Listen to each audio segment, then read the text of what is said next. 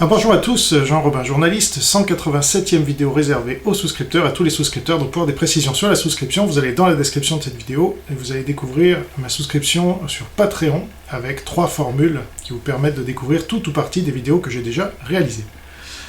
Alors, pour cette vidéo, je vais refaire une vidéo que j'avais faite il y a un an, un peu plus d'un an, le 1er mai 2020. J'avais fait une vidéo « Que prépare la Chine ?» Et donc c'est très important de se projeter, vous savez, gouverner c'est prévoir.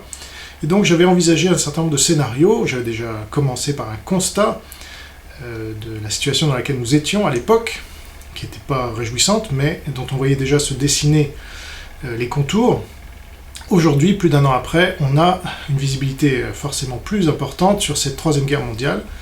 Et donc je vais me plier au même exercice, qui est très intéressant. Je viens de revisionner la vidéo que j'avais faite il y a un an, qui était assez intéressante, j'ai trouvé.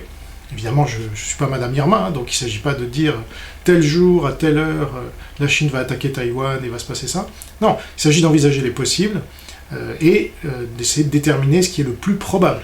Et de ce point de vue-là, je ne me suis pas trompé il y a un an, donc la seule chose que je n'avais pas envisagée, en effet, c'est que Trump se fasse dégager par cette pandémie, et que ça fasse partie de ses conséquences. Donc voilà, maintenant qu'on a cette donnée qui est non négligeable, eh bien on va pouvoir tirer de nouveaux enseignements de cette guerre hors limite déclenchée par la Chine communiste sous la forme d'une pandémie. Très intelligemment, je dois dire, c'est vraiment le diable qui est à l'œuvre. Donc, retrouvez-moi tout de suite pour les souscripteurs, et je dis à bientôt pour les autres. Au revoir.